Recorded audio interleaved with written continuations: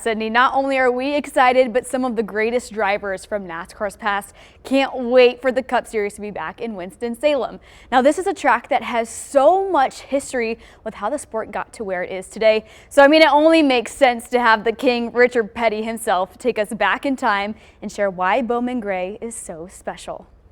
To you about NASCAR coming back to Bowman Gray Stadium. When you found that out, were you excited about it? How are you feeling? I thought it was a good idea from the standpoint that NASCAR started at Bowman Gray. And even before they had the Cup Series, NASCAR ran some races there. And so I look at it from the standpoint that the old fans will now get to see the new cars run on old track. And the new fans will see where NASCAR came from the beginning. You would race on a track that small compared to one of the bigger tracks. You know, what's the biggest difference when you're in the driver's seat actually driving the car? Basically, you're just busier, okay? The bigger the racetrack, the less busy you are driving the car. You have to think further ahead. When you're on a big track like Daytona or somewhere, you got to look a mile ahead to see what's going on. At Bowman Gray, you look what's in front of the hood.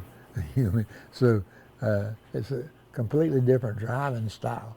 And so the driver really stays more involved driving the race car on a short track than he does a bigger track. Did you like racing there? I loved racing there. But I loved racing anywhere, so it didn't make any difference. What makes that place specifically so special to you? Well, because we won a 100th race there, you know what I mean? And at that time, it was not that big a deal. I mean, it was a big deal, but it wasn't because you didn't have the press, you didn't have all the hype around Cup racing that you got today. So if somebody won 100 races today, it'd be all over the world. Okay, I think it went out of Randolph County.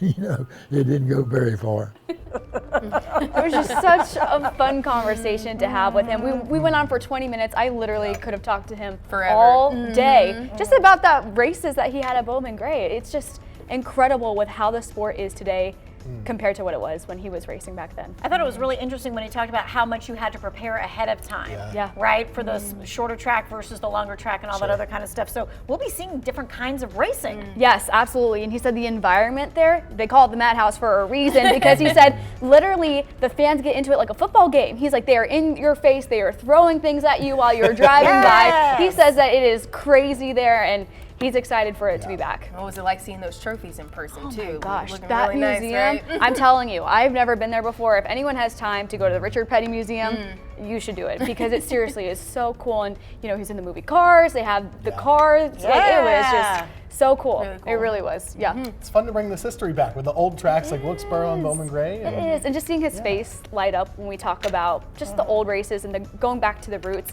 He said that it is so important, and a lot of times newer fans get lost in the history of NASCAR, and he said just having this be back is just so important to NASCAR as a whole.